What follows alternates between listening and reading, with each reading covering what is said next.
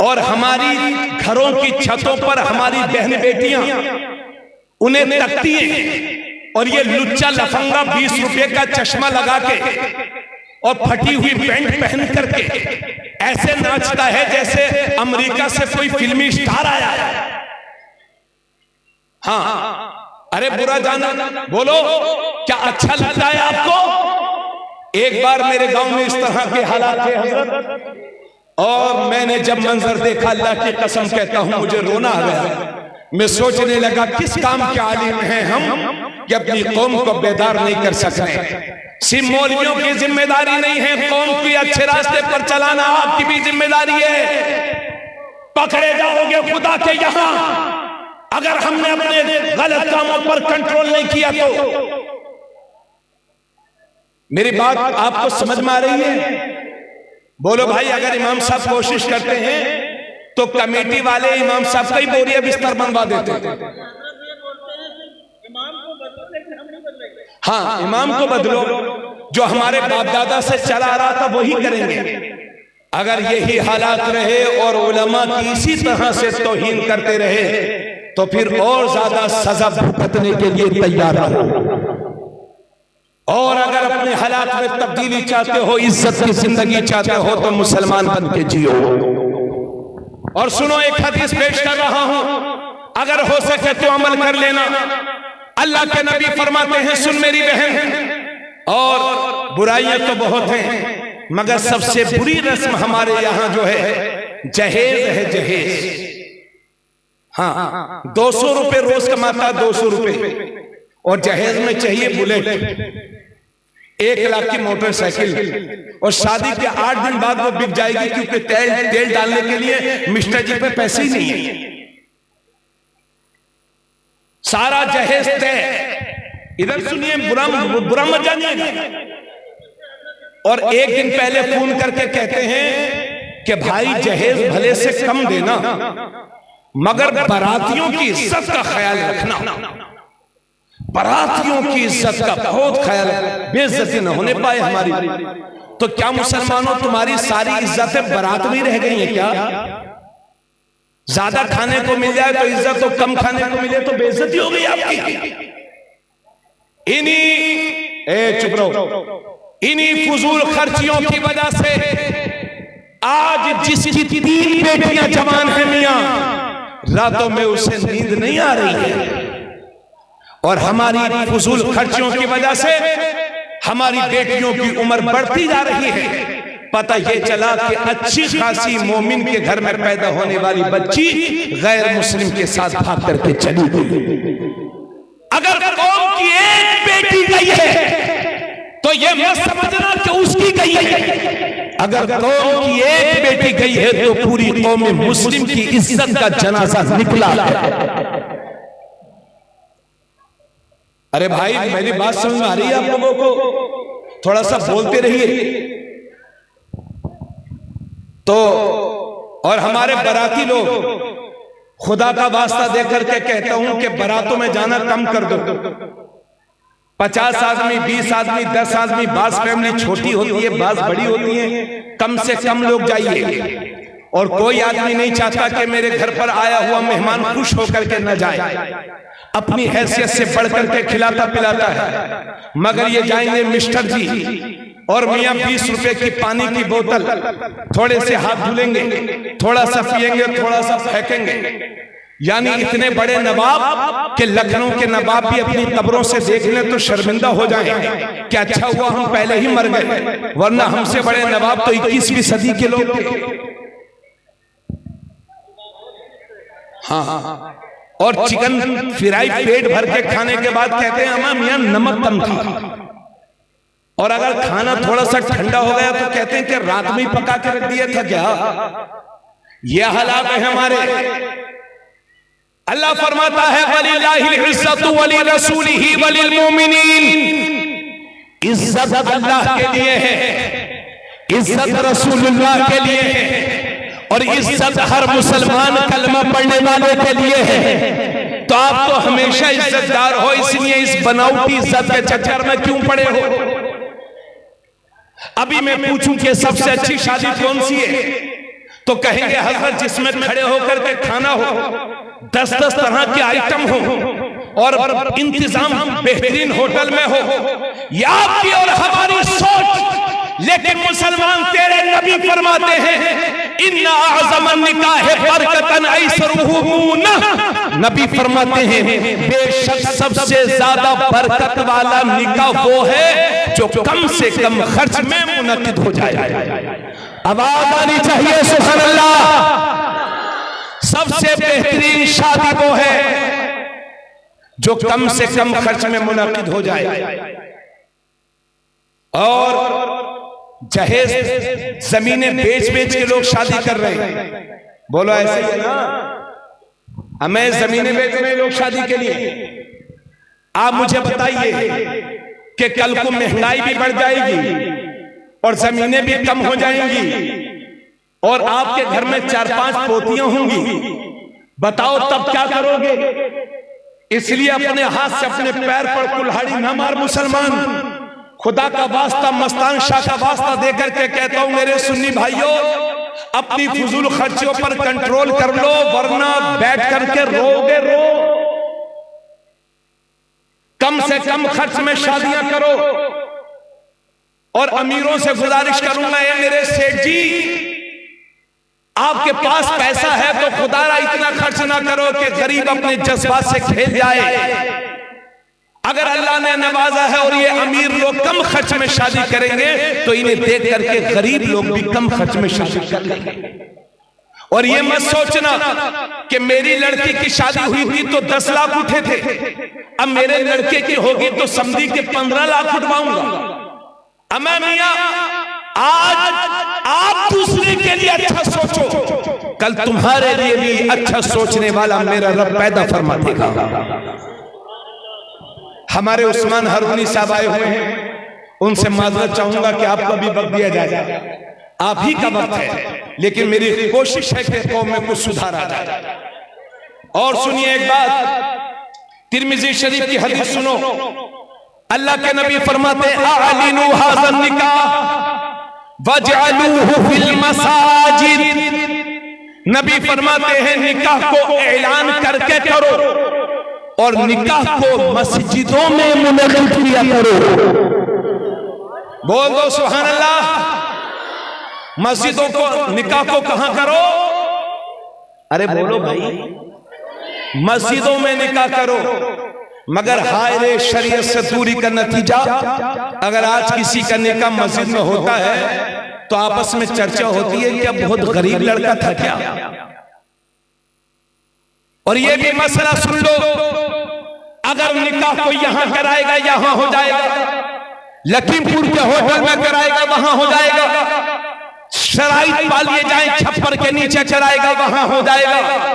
लेकिन सुन्नत रसूल ये है, तुम्हारे नबी की रूह पुकार पुकार करके कह रही है निकाह को मस्जिदों में मुनक़्क़िद किया करो, क्योंकि जब निकाह मस्जिद में होगा तो उसके 3 फायदे होंगे। सबसे बड़ा फायदा यह होगा कि अक्सर लोगों का निकाह जिंदगी में एक बार होता है, बार बार नहीं। तो हुजूर फरमाते हैं इस निकाह को मस्जिदों में करो, क्योंकि जब तुम्हारा निकाह मस्जिद में होगा तो तुम्हारे निकाह में कोई नापाक शामिल नहीं होगा, सिर्फ पाक लोग शामिल होंगे। और निकाह के बाद जो हजारों रुपयों के पटाखे फूटे जाते हैं वो नहीं फूटेंगे। और तीसरी बात, निकाह के बाद जब काज़ी इस्लाम या निकाह पढ़ाने वाला दुआ करता है मस्जिद में, तो हदीस में लिखा है मुसलमानों की दुआओं के साथ साथ अल्लाह के फरिश्ते भी आमीन कहा करते हैं।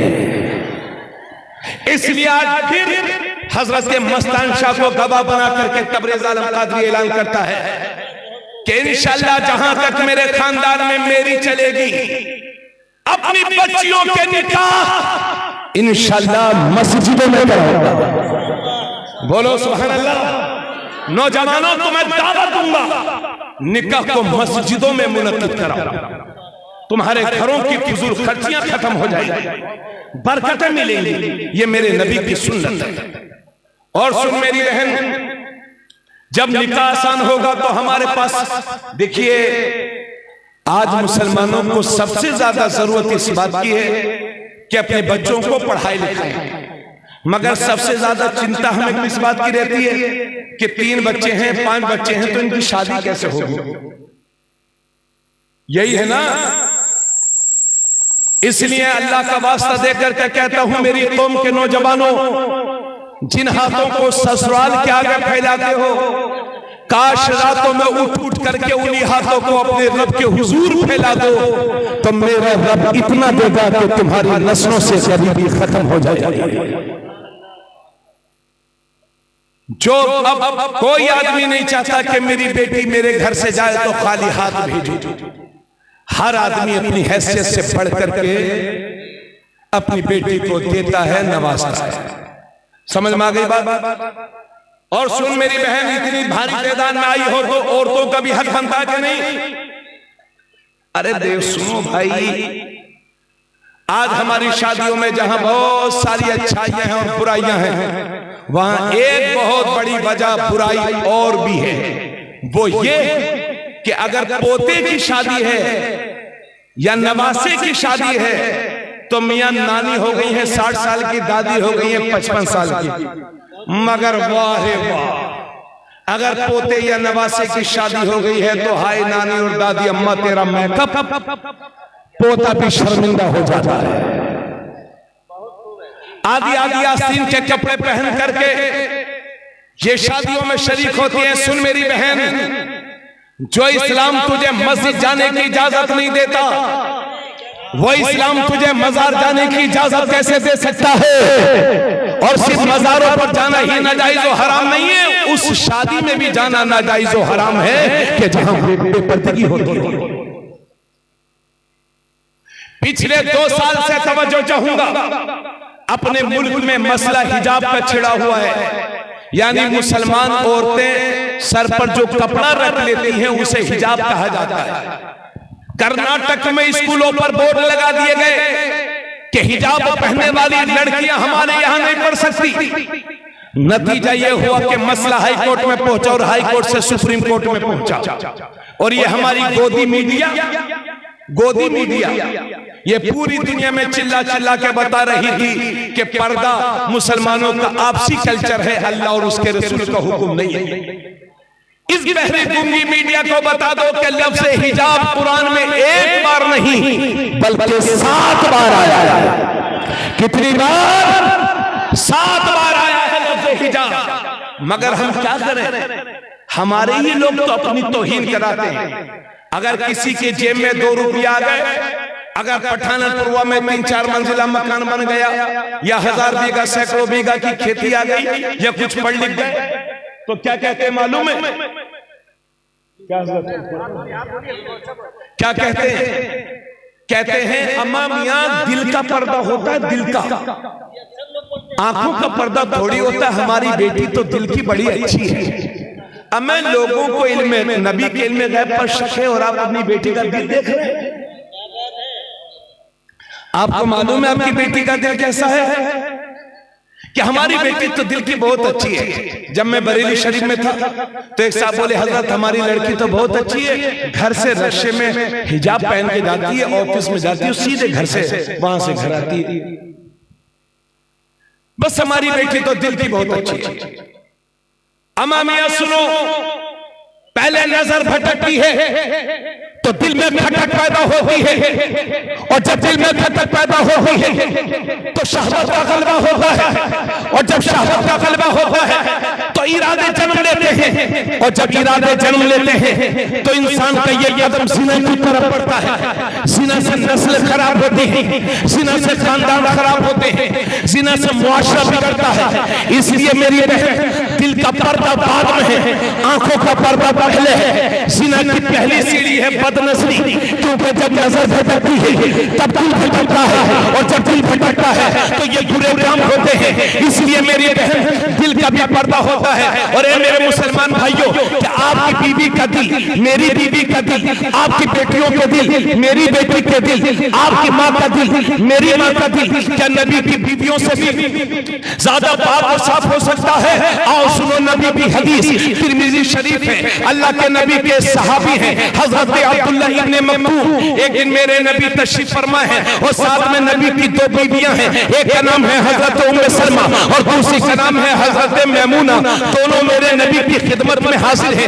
इतने में सामने से एक सहाबी चले आ रहे हैं, उनका नाम है अब्दुल्ला इब्ने मक्तूम, जिनकी ज़ाहिरी बसारत जा चुकी थी, जो नाबीना थे, जो देख नहीं पाते थे। जब अल्लाह के नबी ने देखा कि अब्दुल्ला इब्ने मक्तूम आ रहे हैं तो अपनी दोनों बीवियों से फरमाया, पर्दे में हो जाओ, हिजाब कर लो, आड़ कर लो, पर्दे में हो जाओ।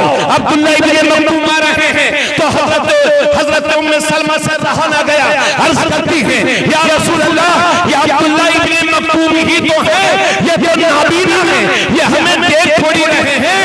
तो आप फरमाते हैं, उम्मे सलमा, अगर ये तुम्हें नहीं देख रहे तो तुम तो इनको देख रही हो। अरे जब मेरा नबी अपनी बीवियों को एक नाबीना से पर्दा करने का हुक्म दे रहा है तो क्या 1400 साल के बाद की बहन बेटियां आंखों वालों से पर्दा नहीं करेंगी?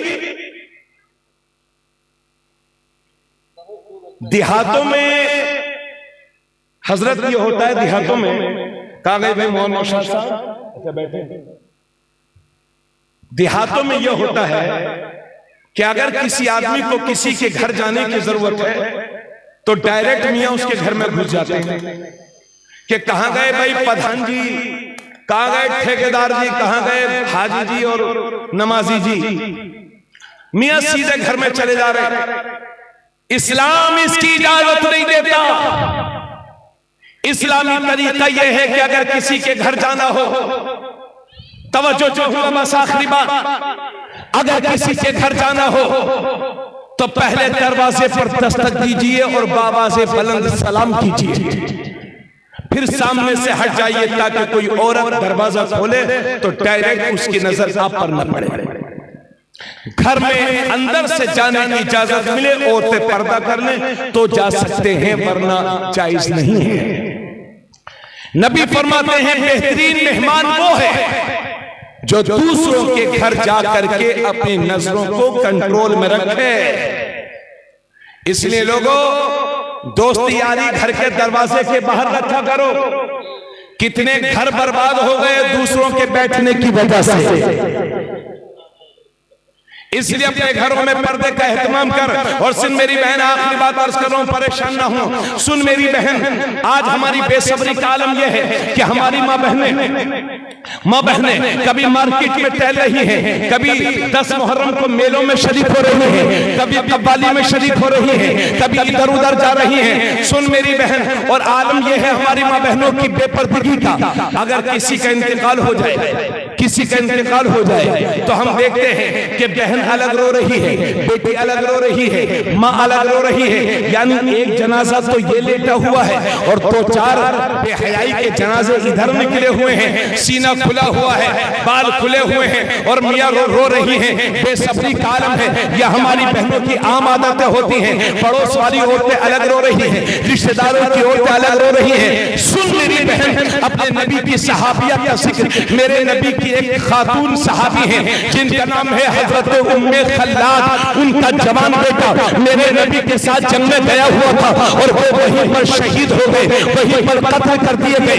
जब उनकी माँ को पता चला कि मेरा बेटा शहीद हो गया है तो फिर पूरे हिजाब के साथ, पूरे पर्दे के साथ, इस्लामी वकार के साथ हुजूर की खिदमत में पहुंची। शिकायत करने नहीं गई थी, बल्कि अपने बेटे के ताल्लुक से एक मसला पूछने गई थी, पूरे पर्दे के साथ, पूरे इस्लामी वकार के साथ। जब सहाबा ने देखा तो उनसे रहा न गया। सहाबा बोले, उम्मे खल्लाद, तेरे जवान बेटे की लाश पड़ी हुई है और तूने इस हालत में भी पर्दा कर रखा है। तो हजरत उम्मे खल्लाद के तारीखी जुमले सुनिए। फरमाती है, ए मेरे नबी के सहाबा, मैंने बेटा ही तो खोया है, हया थोड़ी खोई है, इज्जत थोड़ी खोई है। ये है कि नबी की सहाबिया के जवान बेटे की लाश पड़ी हुई है और इस हालत में भी उसने पर्दा कर रखा है। लाज रख ले मेरी बहन हमारी, आज हमें तेरी गोद से पले हुए अच्छे बच्चे चाहिए और पिछले 2 साल से हजरत मैं कर्नाटक गया था सन 2000 जनवरी सन 2023 में। उस वक्त वहां किसी और पार्टी की हुकूमत थी। मैं उनसे कह करके आया था कि लोगों हिजाब का मैटर वहीं से उठा था। मैंने अल्हम्दुलिल्लाह 1.5 घंटे तकरीर की, जिसमें 1 घंटा कुरान और हदीस की रोशनी में हिजाब पर तकरीर की। दिल खुश हुए लोगों के। और मैंने कहा कर्नाटक वालों, एक वक्त वो भी आएगा कि इंशाल्लाह मैं अपनी जिंदगी में आऊंगा और जिन स्कूलों के बोर्ड पर गेट पर बोर्ड लगे हुए हैं कि हिजाब वाली बच्चियां हमारे यहाँ नहीं पढ़ सकती, उन्हीं स्कूलों पर इंशाल्लाह एक दिन वो बोर्ड लगेंगे कि हिजाब पहन करके हमारे यहाँ स्कूल में बच्चियां पढ़ सकती हैं। अल्लाह का शुक्र है, इसी फरवरी में मैं गया वहां सत्ता बदली और जो मंत्री सबसे ज्यादा नाटक कर रहा था, अल्लाह ने इस इलेक्शन में उसे जलील फरमा दिया, इलेक्शन हार गया। बस यही तो आपसे कह रहा हूं, मुसलमान घबराओ नहीं, ये बादल है, छट जाएंगे। इस्लाम का उजाला शुभ हो गया, बाकी रहेगा। मुसलमान तू अपना रास्ता सीधा रख, अगर रास्ते में पत्थर भी होंगे तो अल्लाह मोम बना देगा, कांटे भी होंगे तो फूल बना देगा। आज भी हो इब्राहिम साहब।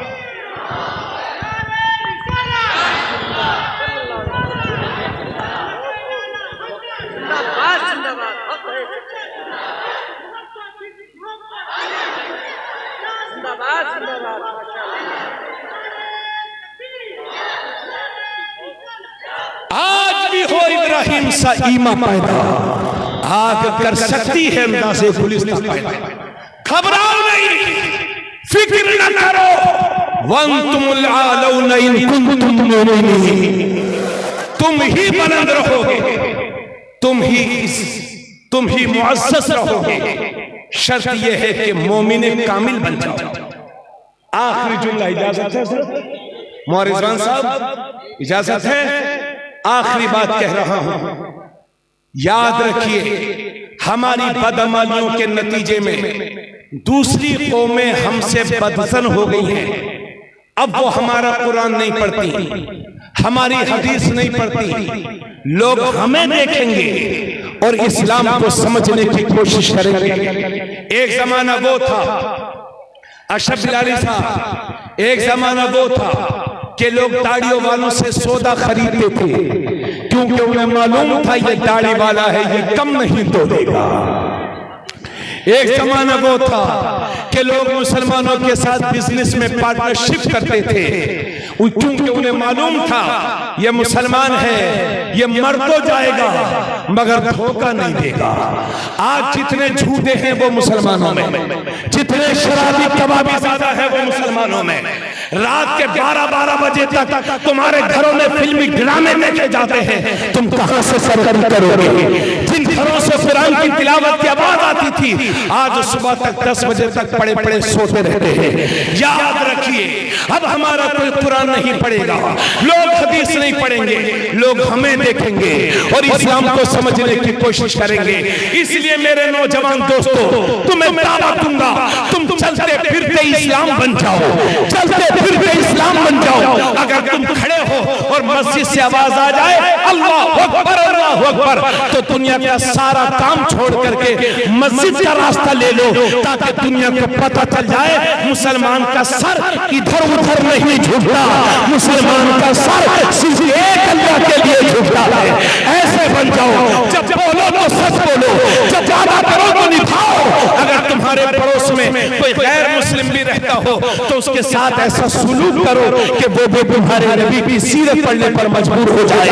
अगर तुम खेत में मजदूरी करने गए हो और तुम्हारे साथ दूसरे धर्म के लोग भी हैं, तो उनका ऐसा एतमाद हासिल कर लो, उनके सामने कभी झूठ न बोलो, उन्हें कभी गाली न बको, खाना खाओ तो उन्हें भी शरीक करो, प्यार से बोलो, ताकि दुनिया को पता चल जाए कि जब नबी का गुलाम ऐसा है तो इस गुलाम का ईमान कैसा हो।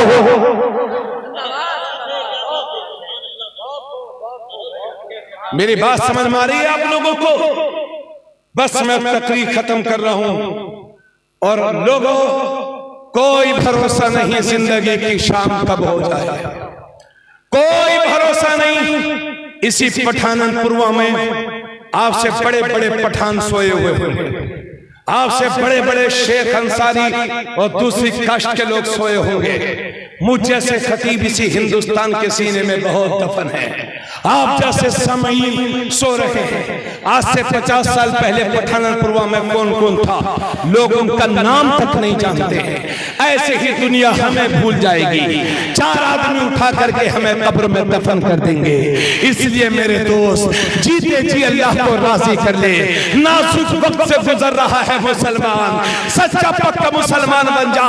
इस चेहरे पर सुन्नत मुस्तफा सजा ले, दाढ़ी रख ले, ताकि दूर से पता चल जाए ये वफादार मुस्तफा है, ये नबी का गुलाम है। शक्ल सूरत मुसलमानों वाली बनाओ, पढ़ाओ अपने बच्चों को, शादियां सस्ती करो और अपनी हैसियत से पढ़ करके अपने बच्चों को पढ़ाओ लिखाओ। इसलिए ये जमाने में हुकूमत उसी की होगी जिस कौम के नौजवानों के हाथ में कलम और किताब होगी।